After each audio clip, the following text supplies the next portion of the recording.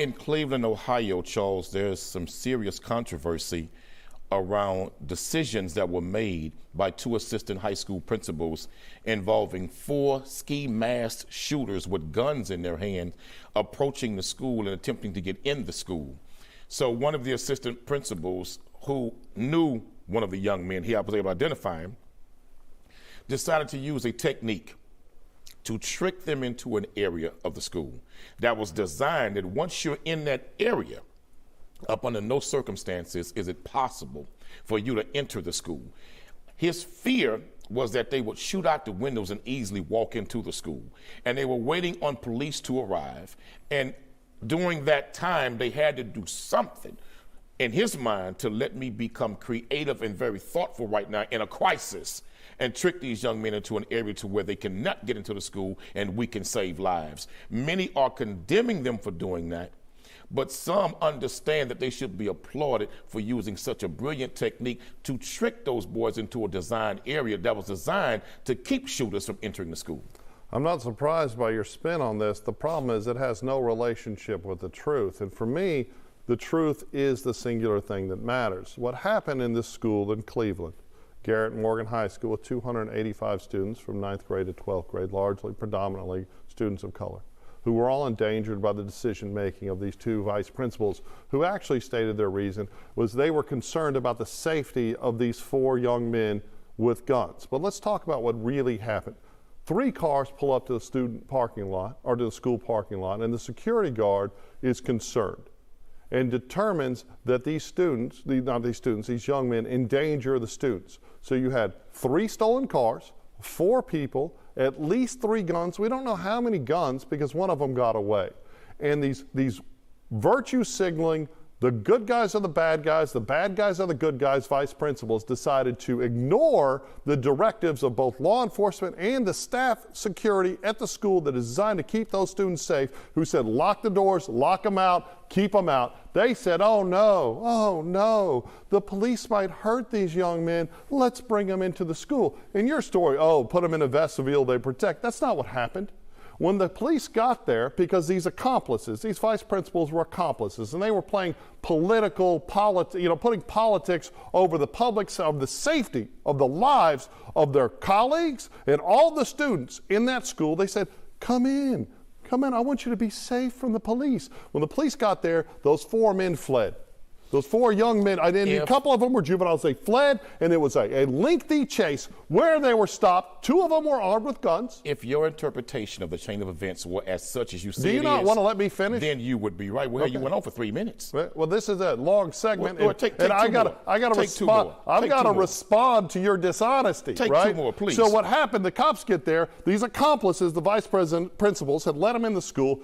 It was a chase. In that chase, one of them got away. We don't know how, if he had a gun too, one of them's gone with his gun, doing whatever, with his ski mask. And we're supposed to believe they showed up at the school in stolen cars, 3 stolen cars, with guns and ski masks, because they were afraid of something. Maybe they were going to go steal food. Maybe they were going to go to class. We don't know. What we do know is these kids' lives were endangered, and then they were sent home with a PR bond. Sir, you can blow hard with that blowhorn all you want to. I got to blow hard when you're just lying. At the end of the day, the facts are not as you interpret them. They're exactly how I didn't your interpret interpretation of the chain of events are a little discarded from the facts. Was of what there really a took chase place. after the police got there? Yes, there was. Were they captured and caught with guns? Let me finish now. I'll let you finish. Well, no, you didn't. You kept interrupting me. I gave you 2 more minutes. You gave me. Well, bless your heart. Thank you, Mr. Quanell. Yes, a black man gave a white man some extra time. Absolutely.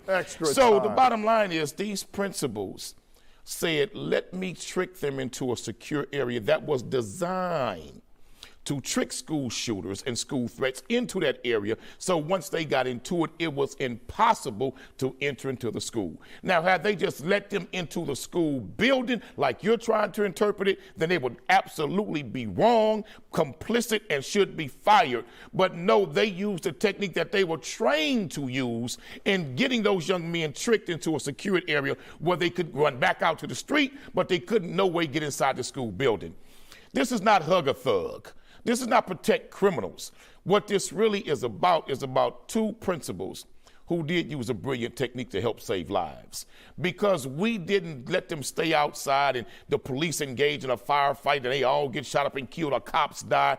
Those principles not only saved those shooters who were out of control and out of their minds, they saved also any police officers from being shot, responding to have to deal with these criminals with these guns. Because when they locked them in that area, two of them threw the guns down when they realized they were locked in and just took off running. The other one who did get away, yes.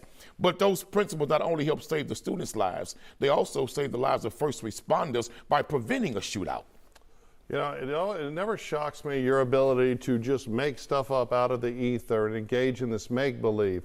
Because if they were locked in the vestibule, there would have been a foot chase. They were locked from going into school, not exiting. The students were safe when the school was locked down. And the security staff charged with keeping those students safe advised everyone to keep the school locked down. The police advised everyone to keep the school locked down. And the vice principals decided, oh, the police might hurt these nice young men who showed up in stolen cars with ski masks and gun. Let them into the school. That's what happened. And then they fled. You talk about it kept everyone safe. If it kept everyone safe, there wouldn't have been any evading. There wouldn't have been any foot chase. If we were worried about safety, we would have said, hey, these good students that show up at school every day, that are going to class, that are trying to build better lives for themselves by participating in the very broken American educational system, we need to put their safety first. These teachers that show up every day to work their jobs, we need to put their safeties first. But if you look at the rhetoric from the vice principals, it's not about their safety. They were worried about these young men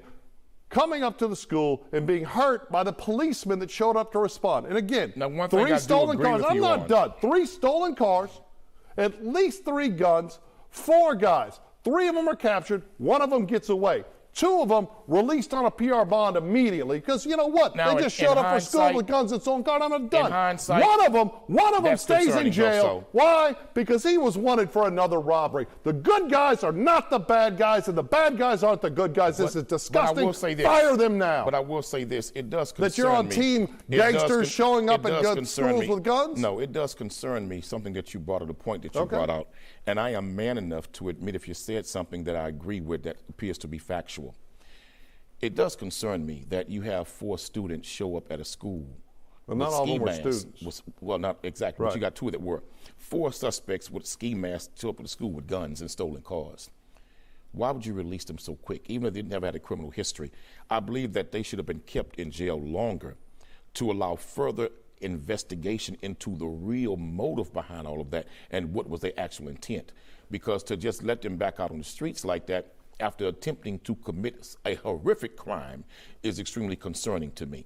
So I agree with you about that. I also agree with you that the American public school educational system is broke. I don't believe the entire educational system in America is broken because you have some charter schools that do a wonderful job in educating America's children, but you have so many teachers union who want to keep those dollars in public school systems that's absolutely failing the American children, in particular children of color, and they go against these charter schools that are being successful, many of them in their own right. But we have a serious problem in America in dealing with teenage crime, and we have a serious problem in dealing with criminals, period, and that's why I believe this. Come November, in the midterms, the deciding factor in this upcoming election will be crime. I believe inflation may be second. I believe that crime will be number 1 that motivates people to vote in a manner and in a way that is not traditional in those communities. And so I am very concerned that America is headed in the wrong direction, and this is an example of that, to where we have judges that would not say, wait a minute, let me hold these kids, period, for a little while until we find out exactly what they were planning to do. Only in America in 2022 would the mainstream media try to spin 4 men showing up in 3 stolen cars with guns at a high school as an example of bad police, good bad guys. And that's what we've seen. These vice principals who ignored the directives of those charged with keeping the students safe are being framed by the mainstream media as being heroic. They're being framed by you as being heroic, when clearly they just endangered everybody, including law enforcement. Unfortunately, law enforcement was able to catch 3 of the bad guys. But no one's talking about, none of the mainstream media reports are talking about, well, what on earth did they show up at the school in stolen cars with guns and ski masks to do? And no one's talking about the two that were released on PR bond were juveniles. But juveniles can be held or they can be subject to orders of release. But at least they should have been held long enough to investigate and determine what they had come there to do. The only one that was detained was wanted for another violent robbery. And what we're doing, and we're seeing this has been happening for a very long time in America, is that virtue signaling is being put priority over safety. And the people that are suffering the most in public schools are achieving, hardworking students of color. Because there is no discipline, there is no consequence. You'll read story after story of a kid going to school and getting stabbed by a classmate, and that same classmate being back in the classroom 3 days later. It's the failure of the public school system. What we need to do is have a school system that prioritizes safety and education. We have school system after school system, especially on the East and West Coast, saying, oh, we're going to do away with honors classes because they're not fair. We're going to do away with schools that have requirements to get into them, campuses that have requirements, because that's just not fair. And what it's doing is it's abandoning hardworking, intelligent students and forcing them to be in classrooms with students that aren't following the rules. And I don't care if you're dumb, mediocre, or brilliant. If you're a rule follower, you should be safe. I advocate for charter schools too, man. Let me tell you something. But you advocate for these vice principals that endangered everyone. Charles, some of these schools are so severely overcrowded and they're so severely understaffed because there's a tremendous teacher shortage in America, to where these children are not being properly educated anyway, because we're asking teachers to do an impossible task when you got 50 kids to one teacher in the classroom. How can there be some serious learning in that environment? The American government needs to step in and stop being afraid of teachers' unions, in particular Democratic Party. We just got to be real here. Stop being bullied by teachers' unions and make some drastic moves to save the American public school system in America. Charles, I'm a product of that environment, man, and I'm telling you, brother, we were held back then. And so now teachers are leaving the teaching profession, not wanting to teach anymore. There's tens of thousands of shortages of teachers right here in the Houston, Texas area, because teachers are fed up that they're severely underpaid, severely overworked, and absolutely underappreciated, even by the system that employs them. So we have to find a way, if we truly believe that our children are our future, and we really want an America to be an America that has been historically for so many years, we want to be that coming better and being better in the future, we got to change what's happening in the public school system of America, man. It's horrible what's happening to our kids. Well, I couldn't agree more. And it's a duopoly of the all-powerful Democrats and Republicans that are failing these kids. And it's unfair to point the finger solely at the Democratic Party. I don't banter with either party. And where the Republican Party has failed kids for decades, historically, right? Since you had the shift from the Dixiecrats, which were the old racists of yesteryear that were predominantly Democrats in the South and that were responsible for Jim Crow, shifted to the Republican Party based on policies of the LBJ administration in the 60s. You have, and in this state, you have school districts wealthy school districts, high property taxes with lots of money that fight to hold on to more of their money as opposed to distributing it fairly throughout the state, which is why you'll see bond elections and other things like when my kids, in the Friendswood public schools, they're talking about, this is years ago, talking about spending millions of dollars on an auditorium where you drive 30 miles into Houston or just 15 miles into Pasadena and you see schools that are falling apart. And that's the thing. Our schools, if you talk about reparations, if you want real reparations in America, what that money should be doing is creating safe public school systems, safe criminal justice systems in this country. And it's not just those. Now, when you look at mass transit, I totally agree with you. You done lost your mind. You done gone crazy. When you look at, we're going to use reparations to help secure a safe criminal justice system. Stop, brother. No. You wear the line on that one there. Okay. But I do agree. You interrupted me, because that's crazy as hell. Okay. We're going to use reparations as payment for America's human servitude and indentured servitude of black people to put that toward criminal reform. Stop. No, sir. Because the criminal justice system should be paying reparations to black people also for the things that they did conducting medical experiments on inmates all across the country. That's another discussion. But I will say this, when you see teachers' unions, they more have always been aligned to the Democratic Party, not the Republican Party. The Republican Party hasn't done a better job than Democrats either on America's academic educational system in public schools. But it is a fact that teachers' unions are voting for their interests as teachers and not in the best interest of America's children. And we have to take that and put it in context, Charles. Look at where we were 30 years ago on the world scale academically, then where we were 20 years ago, 10, and now where we are. We have fallen from number 2 in 30 years like to number 29 now in the world. That's a disgrace, Charles. And we spend more money per student in the American school system than any other nation on earth. But look at the results that we're getting per student. Well, and now that you're done, I'm going to finish my thought that was interrupted, and I was going to talk about that. If you look at what the city of New York spends on its subway transit system, it's roughly about $5.5 billion. There's some social media talked it was 11 something, but that was misinformation. And then you compare it, there was a viral video, to the cost of running the public transit system in Seoul, Korea, South Korea, which is large, about the same size. And Seoul spends about $1 billion in change, incredibly safe, everything runs on time. There's all these wonderful advantages to that system. Where you go to New York, it's a war zone right now. People are getting shoved in front of trains. You had multiple people murdered, I think, just last week, and it's disgusting, filled with rats, and it's trash because there's so much graft and corruption in America and so many taxpayer dollars that we pay.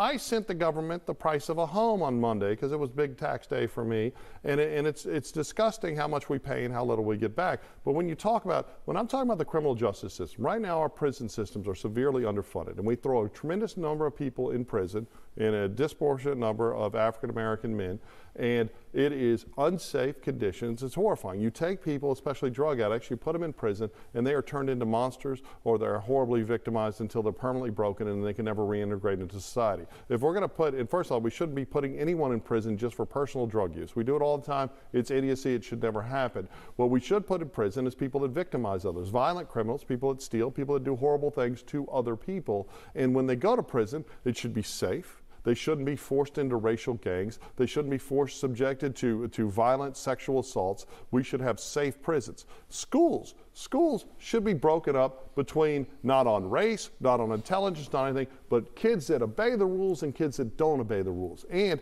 it doesn't matter if you're white, brown, Asian, black, whatever. If you break a rule, you should face the same consequence whether you're rich or poor. And if you're rich or poor, you should be going to the same quality of school. And that's where the Republicans fail, but the Democrats fail because the Democrats don't give a damn. The Democrats are happy with kids being tortured in schools, and their solution is, let's do away with honor schools. Let's just let kids suffer. There was a brilliant study done by one of America's greatest black scholars recently, Dr. Michael C. Porter. He wrote a book called Kill Them Before They Grow, The Miseducation of America's Boys in America's Classrooms.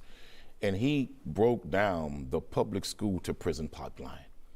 And according to the Department of Justice and Criminal Reform, 90% of all men who are in prison never graduated from college. Never graduated from high school. It's horrifying. Never went to high school. And so it goes to show that when these men are not being properly educated as children and young boys in America's public school system, the end result, quite often more than what it ever should be, is going into incarceration and criminal activity.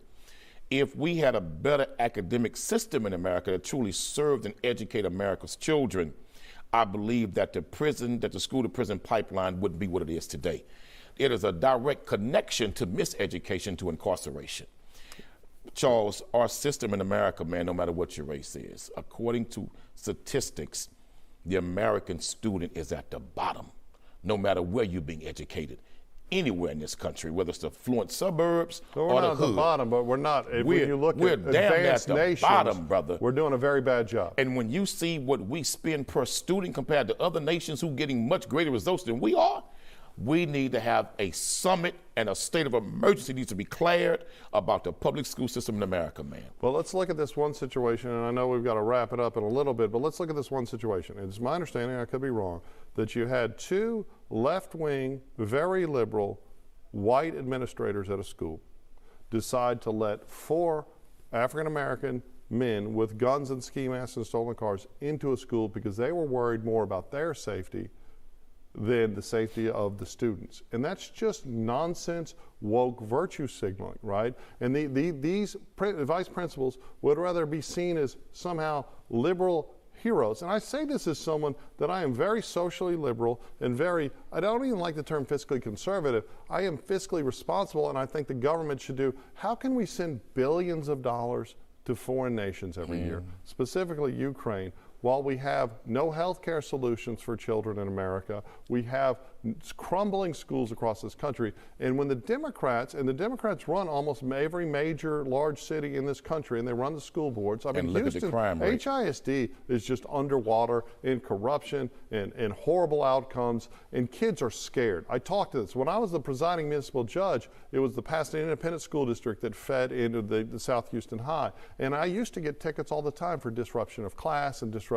I get those tickets, and I'm like, why am I getting a ticket that's just a regressive tax against the parents? Why aren't we disciplining these students? So I would take it upon myself. Instead of fining the parents, I would make these kids keep their grades up for 6 months. I'd make them write me papers on what they did wrong, but I wouldn't take money from the parents, which is just a tax, right? And that's a problem with the left. There's all kind of problems with the right. There's all this dispassion for people that don't look like them, that don't think like them, and about keeping money in school districts that are wealthy and doing nothing for poor students. But the Democrats have it completely wrong. And that's what we're faced with in November. We are faced with Americans of who is going to do less harm. And wouldn't it be nice if we had a party that cared about safety in schools, about public safety, about having a better America, about having safe man transit, the third party is not possible because of this duopoly. It's possible. It's controlled by these two parties. No, it is possible, that don't care about anyone. But Democrats need to stop acting like they care, and they need to start caring. Look at Joe Manchin, that independent in D.C. Yeah, he has more power as a one lone independent. Well, he's a Democrat. He just doesn't caucus with them on all issues. But he's an independent. Yeah. You with me? Look at the power he has. If that man could have that kind of power alone by himself, what if a third party was created and gave the American people a third option? It is 2022. We have far gone past the time of having a two-party option in this country. And you spoke about the liberal system principles. Let me tell you something Malcolm X said. Malcolm X said the most dangerous white man is not that Republican white man. He said the most dangerous white man is that liberal white man. That's what he said. Because at least with the Republican Party, they'll show you their teeth and show you their knife and say, leave me alone, don't come around here. With the liberal white man, he walk up and kiss all the black babies he find, eat pieces of fried chicken with you, rub you on the back and get in the car and bathe in hand sanitizer and say, get me out of here. Look, brother, America needs to change, but we need a third party. I can't abide by your characterization of white people as if they just fixed. I said liberal. Well, Malcolm said liberal. Liberal and conservative white people. You can't speak about it. That's the problem, right? It is wrong for white people to speak holistically about black people or groups of other races, and it's equally wrong when other races do it holistically about white people. We have a nation of individuals, and what we should do as a nation of individuals is we should start bonding with people that want to engage, that don't judge you because of your skin color, that don't judge you because of your wealth or your poverty, that just want good outcomes for America. And I am heartbroken by the story. I was heartbroken by your take, but I think we agree that we need better, safer schools, especially for poor students of color in big cities, and we need it yesterday. In order for America to make progress that we're talking about, Charles, we're not going to make it in the Republican Party or Democratic Party. We have to have a third party in America that has some bylaws attached to it to where they're not financed by corporate America. Because corporate America owns both parties, whether we want to admit it or not. We must have a party that is not financially owned and controlled by the financial powers that be, that party truly serves the interests and desires of the American people. Donald Trump put a spin on that and tried to turn the Republican Party into that, but hell, his greatest enemies became not Democrats. It was his own members of his own Republican Party. I don't disagree with your character, the need for a vibrant third party. I think corporatism is one.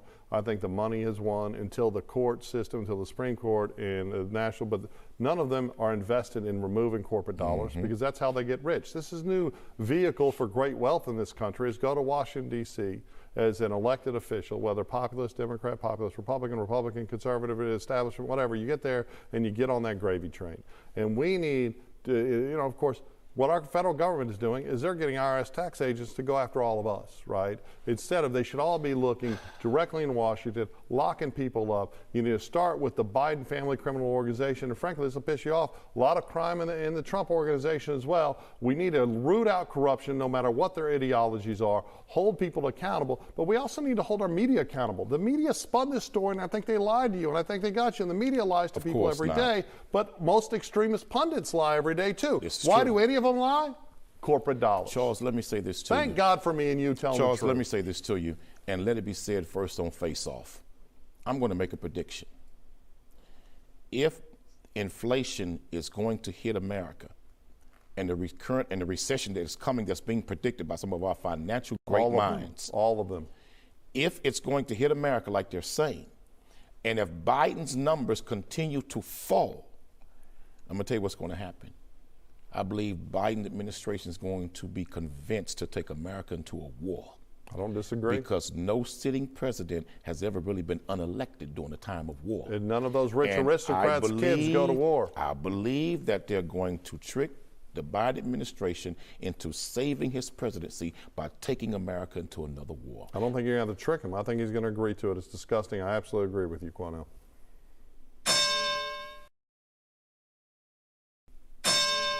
The Pfizer executive, who is the head of international markets, was being questioned by a member of the Dutch parliament concerning the impact that the Pfizer messenger RNA vaccine has on the transmission of the COVID virus.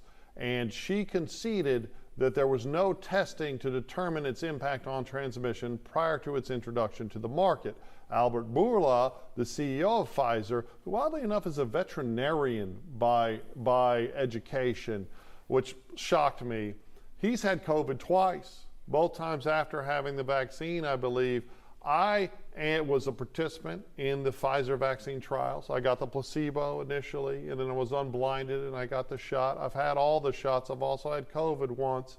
I am an advocate for the vaccine because I do believe that the messenger RNA vaccine greatly, infinitely improves people's ability to live after they get this virus that I personally believe was manufactured as a result of gain of function research at the Wuhan laboratory. And I think that the vaccine has saved countless lives, but I do think that the lie that it stops the transmission was used, it was weaponized by our government and governments around the world to force people that were vaccine hesitant to get a vaccine that they didn't want, that had very little impact on the scope of this pandemic. More importantly, if you'll remember, people lost their jobs or were threatened with their jobs, and the Biden administration and Biden repeatedly said, oh, if you get this vaccine, you're not going to get sick. If you get this vaccine, you're not going to transmit it. Neither of those true, but Biden was talking about making every employer in America force their employees. I believe that President Biden knew. I believe that President Biden, with his intelligence apparatus, was never in the dark about the facts that no testing had been done to guarantee or even find out if the vaccine would stop the transmission of the disease to others after one was being vaccinated. It is shocking that President Biden came before the American people and lied continuously, saying, if you take the vaccine, you will not be in ICU in the hospital. If you take the vaccine, you will not get sick and die from it. It was a lie. One of our greatest American generals, Brother Colin Powell, a man who was known for his integrity, his class, and how he conducted himself in America's political apparatus, its administrations, serving presidents. He had the vaccine and the booster and died from COVID. Many men and women in America, after taking that shot, still died from COVID. The president lied to the American people. Men like Bill Gates, celebrities, entertainment, hip-hop artists, and actors and actresses were all used to sell the lie of the vaccine to the American people. And you were right. They used that vaccine and the lies surrounding it to force mandates on people. And right, people lost jobs, nurses lost jobs. Even many of the nurses who were giving the vaccine to patients refused to take it themselves because they did not trust what was in it. My number one concern now is, what other lies did they tell? that have not come out yet about this vaccine. We've heard people about having enlarged hearts since taking it. We've heard stories about people having breathing problems who took that vaccine. And my number one concern now is what is coming out later about the long-term effects of taking that vaccine, because if you tell one lie, that just leads to another. Well, there's some things I have to disagree with. First of all, I am not at all anti-vax, and I'm not at all anti-COVID vax, specifically to the Pfizer or the Moderna shots. I don't think the Johnson & Johnson or the AstraZeneca are worth the time or establish any efficacy. I think that vaccines generally have saved hundreds of millions of lives around this world, and vaccines are an important weapon, and probably the most important weapon in fighting against transmissible diseases. In fact, I think the next step we'll see vaccines against cancers and other diseases that we don't really understand what the root cause of them are. And I do think that vaccines are important, and I do think the COVID vaccine, and the thing when you talk about the myocarditis, which is the enlarged heart, the COVID virus actually very clearly causes that condition. They think about 15-fold worse than the vaccine might cause it in younger people that take it. And I do think if you have a child or a teenager that you should be concerned and you should do your research and talk to your doctor. But here's the thing, the reason why they mandated that for schools, like the reasons why you have to get the measles vaccine and other vaccines, is because those vaccines actually stop you from getting and spreading the disease to other children and to people that physically can't take the vaccine, right? And that was the lie sold to everybody for the mandate. And right, you're right, Bill Gates, Bill Gates has done some very important work in just healthcare globally. And lots also believes in population control. But he also... And Mr. Gates believes in population control. I am no fan of billionaires, and billionaires usually have a motive. Our president directly, if you'll remember, during the campaign trail, President Biden and then candidate Kamala Harris both were critical of the vaccine because they say it was rushed out by the Trump administration for political purposes. We've just had an accusation from the Saudi government that the Biden administration directly asked the Sauds to not lower production of oil, not hike it until after the election to protect his election chances. It's all politics. So it seems very odd that they would complain about one thing and do it the other. But of course, when they got elected, they jumped on the vaccine train. And for me, it's all about honesty. And we wonder why the American people have lost so much faith in politicians and in our government elected officials. Because these men and women will knowingly lie to the American people, far too many of them, for their own self-serving interests.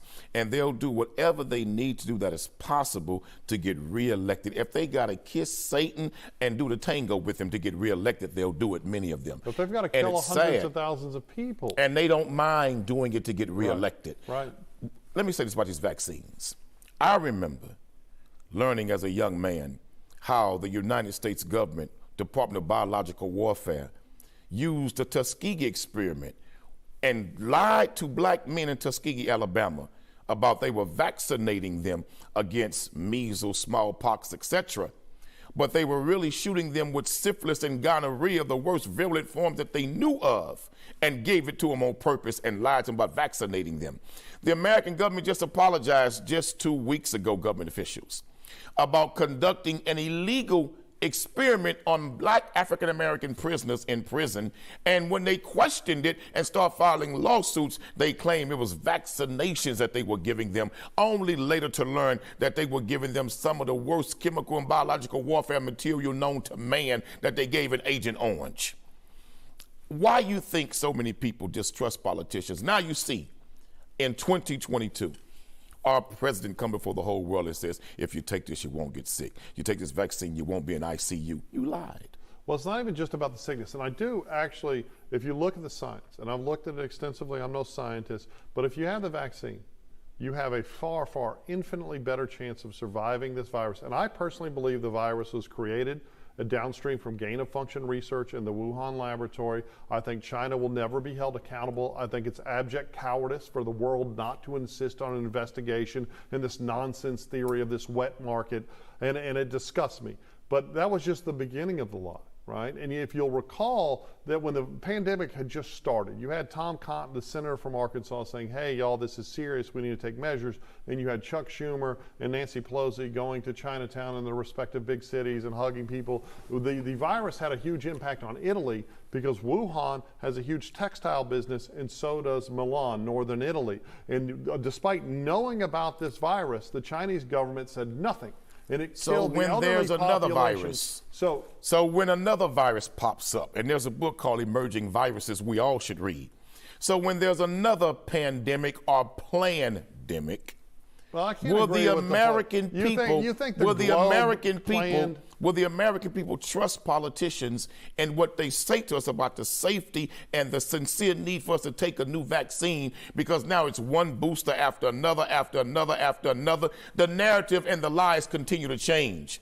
My concern is, should the American people, and can the American people trust our government officials to be honest with us when we see they blatantly lie? And when I say pandemic, that's exactly what they did at the Tuskegee experiment. Okay. That's exactly what they did on the East Coast in giving black prisoners those virulent forms of chemical and biological warfare material. That's exactly what they did. So yes, it was a pandemic. Okay, but the evidence shows more likely that it was an accidental release from the laboratory in Wuhan, and then what the Chinese government did was conspired to keep it silent, because they would just assume have it spread all around the world. And why would they want that? Then wipe out the economy of just China.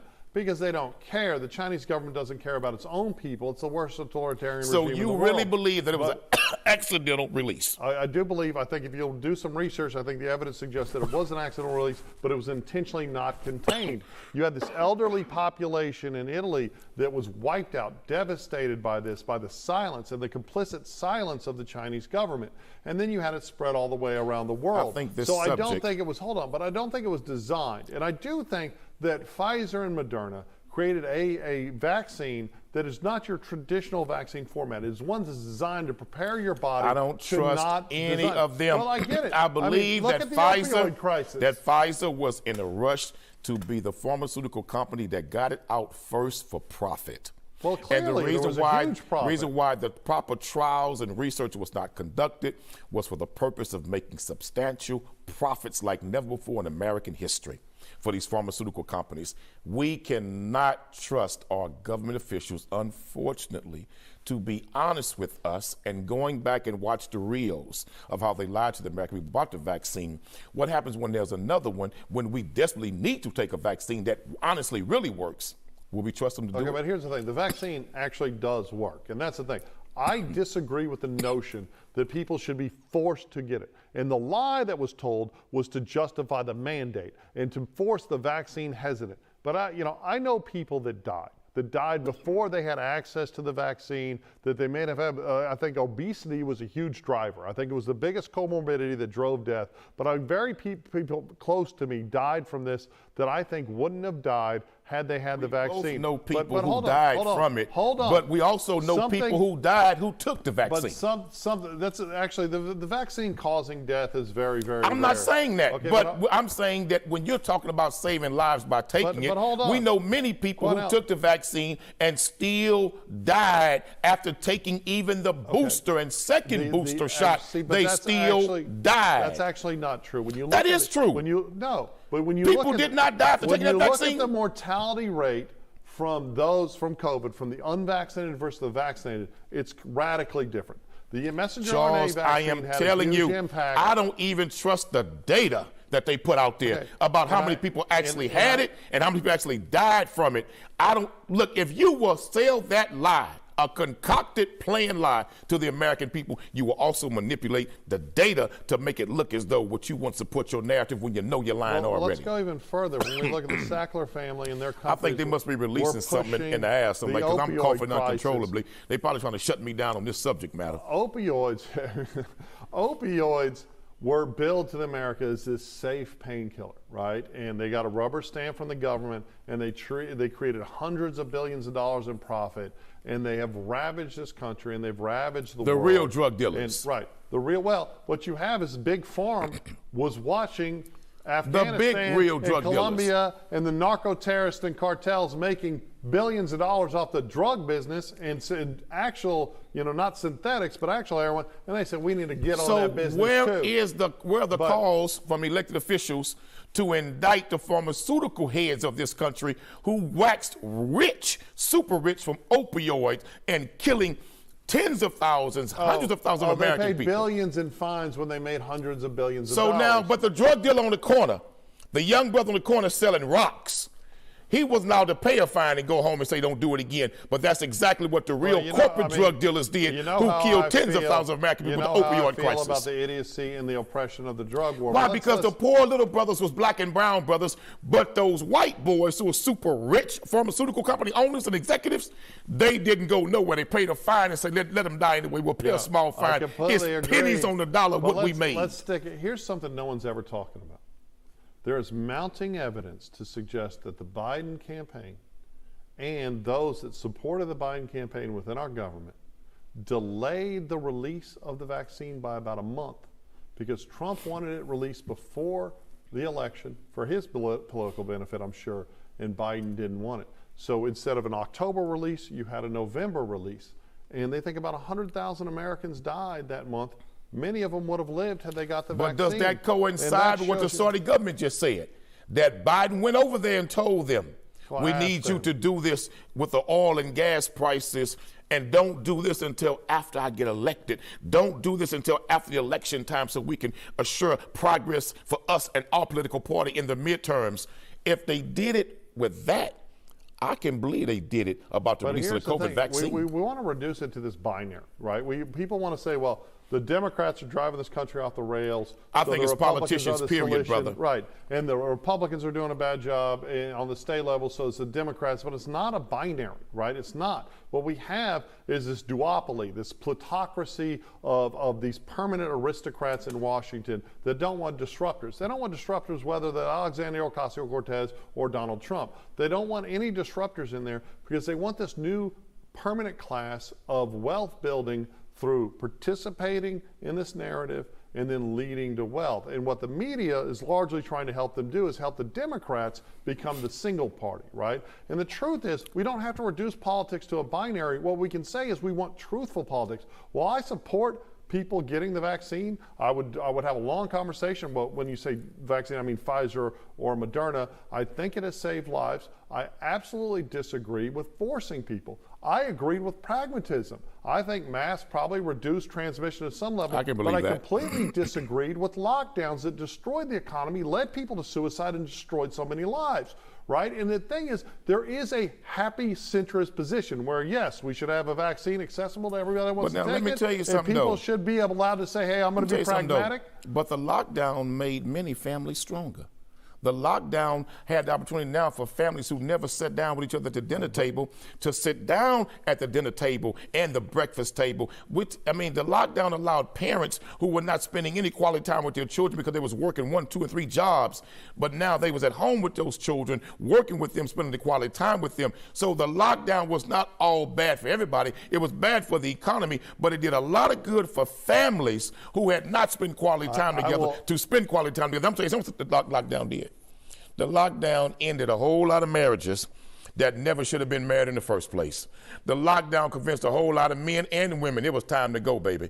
Because once we had to stay at home with each other for a long extended period of time, you realized you had made a tremendous mistake, unfortunately. So the lockdown wasn't all bad. It revealed a whole lot of things that we needed to know about ourselves. I have to stridently disagree. I think the lockdown left a lot of families hungry. What we did is we had this system, all right, we handed... With all the free money we gave away, hungry. You know who we gave the free money away? To big businesses. We gave the free money away to small businesses. Everybody got a check, Charles. Everybody got one check. We gave everybody a check. We were locked down for months. What do we give people, $1,200? No, they got 2 checks. What, $2,400? They got 2 checks. We destroyed people's lives economically. I agree with you. De Blasio in New York destroyed so many small businesses. I agree with you. I agree with you. Horrible. They destroyed the small businessmen and women of America. They destroyed many families that were dependent what they did not income. do, what they did not do was put a plan. Matter of fact, let me touch on this. Okay. We were already in a tremendous deficit and a debt that we couldn't even service or pay correctly ourselves in this country. Where did we get that money from to print it like that? We gave away checks, man, not once, but twice to every American citizen in this country. No, we didn't. And financially, I didn't get a check. You got a check? I turned mine back. I didn't take not one of them. I didn't qualify for But the Charles, my problem with that, Charles, is where did we get the money from?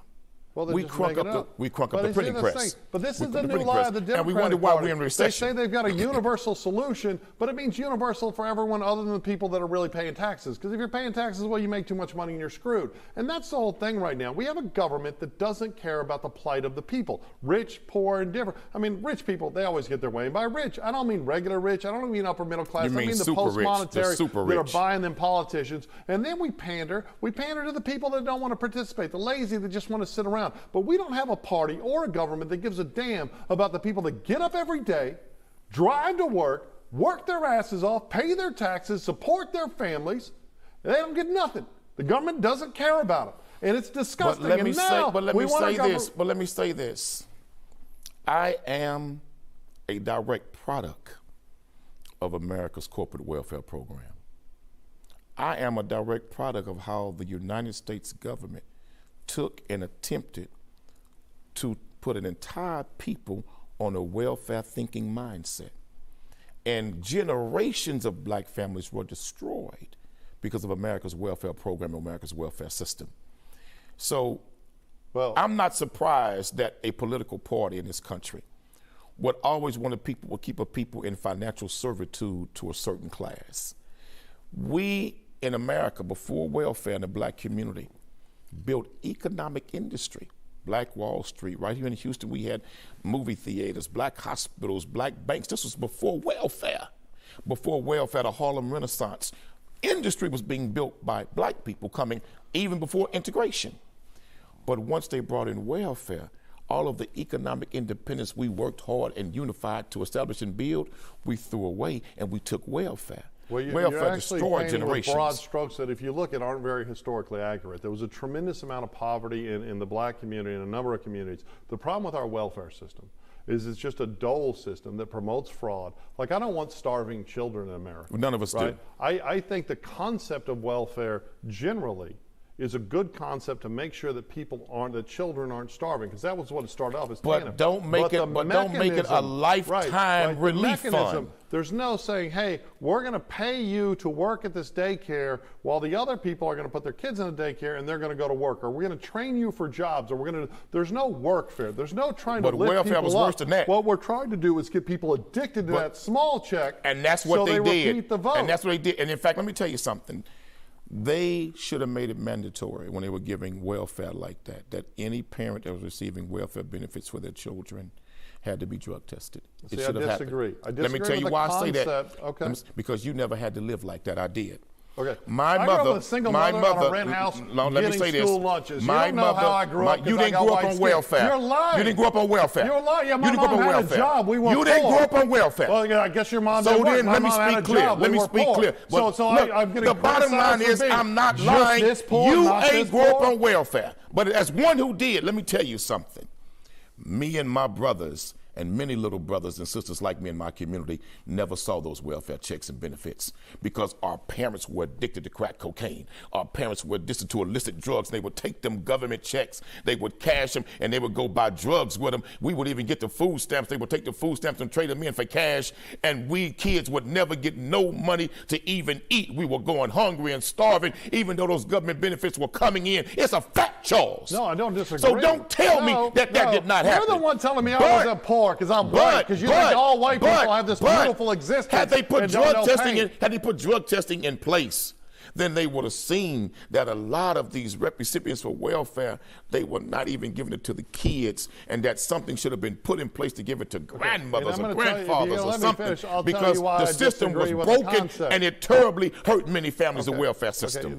Why I disagree, because you like to paint with this broad brush that's not ever. No, I'm talking about a black experience that you've never experienced. Okay, first of all, there are plenty of white single parents addicted to drugs doing a bad job raising especially their kids. right now with the opioid crisis. Yeah, but they were before. I mean, you want to paint with these broad brushes. Not like the opioid crisis is right now. But here's the thing. The problem with using a drug test as a predicate to receiving benefits is if you fail, you don't get the money, and the kids are left stuck out. The whole But that's point, not what I let me said. finish. I The said whole let it point- go to but grandmother, let it go to the grandfather, whole let point- somebody else in the family take those kids and get those CPS benefits. is already set up, if they did their job, to do that, to intervene with parents. It's a crime to be negligent with their children. But you and I both We know need to CPS is a Well, corrupt but organization that don't do a damn thing again, for you're poor not going to let me people. finish. The drug testing doesn't fix the problem. What we should have done 30 years ago was treating drug addiction and drug use as if the medical issue it is, and do remove children from the home. But right now, the goal of welfare is to make sure that children aren't starving, and the delivery mechanism that is failing. But that drug test, it's not the solution. The solutions are, we need better educational opportunities. We need more robust social We need planning stronger programs safeguards that than allow that, Charles. intervention Listen when to me, drug Charles. addicts Listen to me, have Charles. kids. I watch the drug dealers line up on the 1st of the month, line up around the housing complexes, because they knew once those checks came in, they was getting it all, man. And I'm gonna tell you something, Charles. Safeguards should have been put in place. They recognized the crack cocaine explosion and how it was devastating so many African American families in this country that it was obvious. Even the police were saying the worst times that we're dealing with drug problems and drug overdoses and drug warfare is at the 1st of the month in these communities, because that's when those government checks come in.